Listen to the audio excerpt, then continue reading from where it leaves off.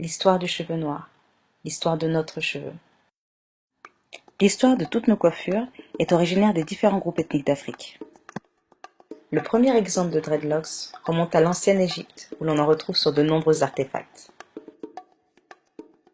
Socialement, le soin des cheveux jouait un rôle significatif dans l'identité des tribus africaines.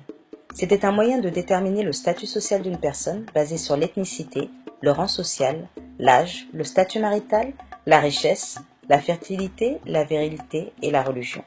Les vanilles, les tresses ou encore les tresses avec du fil de laine, ainsi que la boue et l'argile étaient les techniques utilisées pour créer ces coiffures élaborées. La réalisation de ces coiffures prenait des heures et parfois même des jours.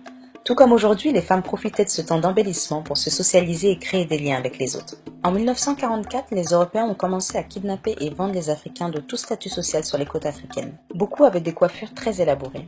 Bien que les Européens admiraient la complexité des styles, textures et des ornements du cheveu noir, quelque chose devait être fait pour faire disparaître leur identité et maintenir leur contrôle et leur dépendance.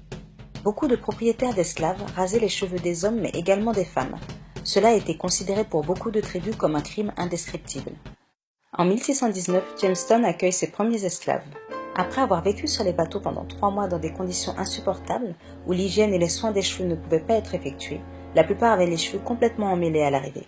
Ils n'avaient plus le droit de parler leur langue, pratiquer leurs danses traditionnelles et maintenir leurs cheveux dans le style de leur choix. Toutes les cultures africaines et les soins de beauté traditionnels ont commencé à disparaître. Les propriétaires d'esclaves voulaient qu'ils éradient leur héritage africain.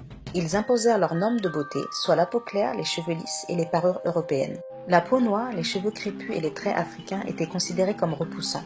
Les esclaves au teint clair et aux cheveux plus lisses étaient vendus plus cher.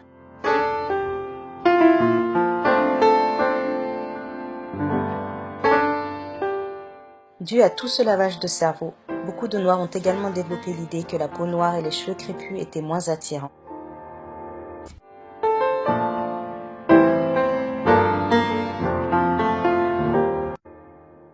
Les esclaves n'avaient aucun moyen de s'occuper de leurs cheveux comme elles le faisaient en Afrique. Elles étaient contraintes à utiliser des huiles de cuisine, du beurre, du kérosène et des brosses pour moutons.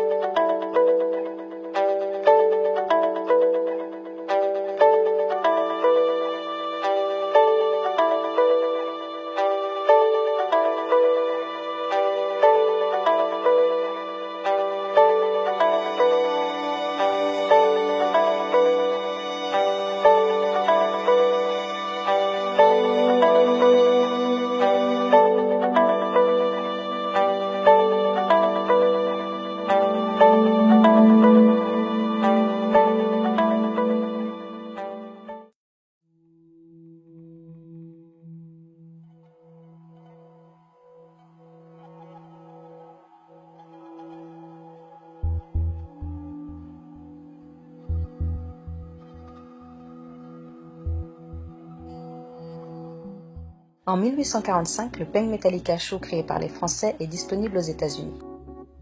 Beaucoup pensent que Madame C.J. Walkers a inventé ce peigne, mais c'est faux. Elle a développé une gamme de produits pour les cheveux noirs et popularisé la coiffure press and curl. En 1865, l'esclavage s'est terminé avec des cicatrices émotionnelles et psychologiques toujours présentes. Ce qui était considéré comme beaux cheveux, ceux plus fins, plus bouclés, qui se rapprochaient le plus des cheveux européens, était devenu prérequis pour pouvoir trouver du travail, rentrer dans certaines écoles, églises et groupes sociaux. Dans les années 1920, Marcus Garvey, un nationaliste noir, pousse ses partisans à embrasser leurs cheveux naturels et reprendre leur héritage africain. Il est l'auteur de la citation « Retire les nœuds de ton esprit, pas de tes cheveux ».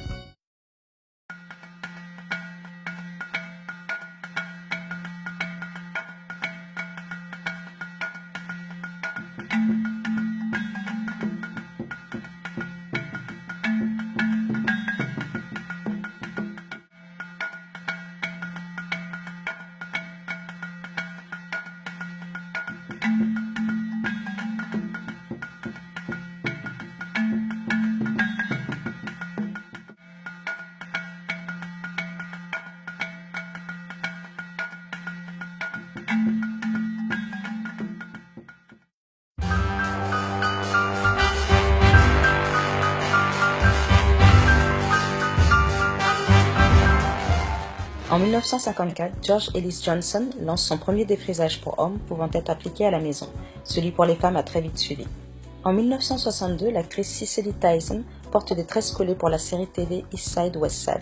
C'était un grand pas parce que ce n'était pas considéré comme une coiffure finalisée pour une femme. Habituellement, c'était plutôt une coiffure pour la maison. Dans les années 60, Angela Davis est devenue une icône du pouvoir noir avec son large afro. L'afro est devenu un symbole de la fierté et du pouvoir noir. Les cheveux crépus et la peau noire sont adoptés et la phrase « Black is beautiful » est apparue. En 1968, Diana Carroll est la première femme noire star dans une série télévisée. Elle était considérée comme la version noire de la femme blanche américaine avec ses cheveux raides et bouclés.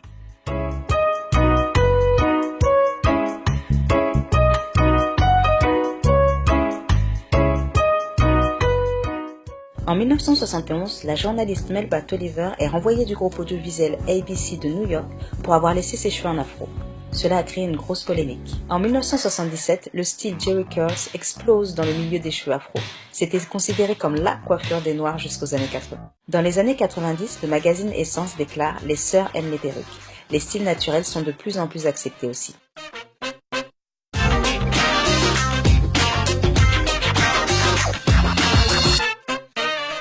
Dans les années 2000, les cheveux défrisés, tressés et les coiffures naturelles sont explorés par les Afro-Américains.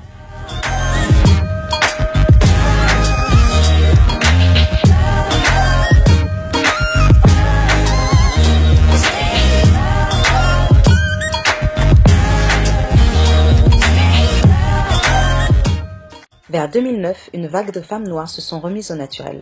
Beaucoup appellent ça le mouvement des femmes naturelles.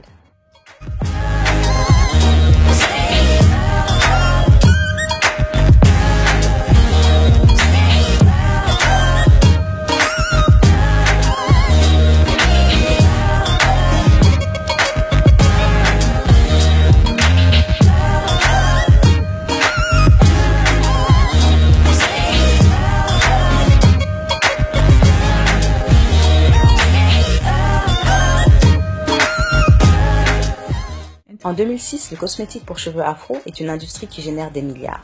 Les femmes noires consomment 80% de cette industrie, mais n'en détiennent que 3%. Les traitements à la kératine et lissage brésilien sont commercialisés pour lisser les cheveux sans les abîmer. Mais on s'est vite rendu compte que cela était faux. Aujourd'hui, les femmes noires portent leurs cheveux de différentes manières, que ça soit naturel ou défrisé.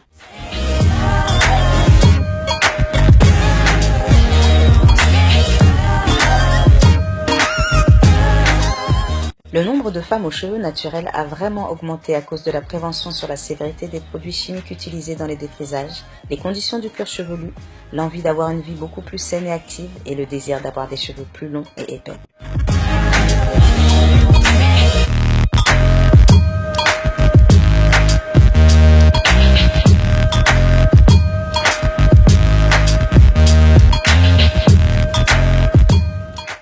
Beaucoup pensent qu'il faut embrasser et apprécier nos cheveux naturels, comprendre l'histoire de ce cheveu et le lien direct qu'il a avec notre culture, et surtout avoir l'envie de maintenir l'intégrité et le respect qu'il mérite.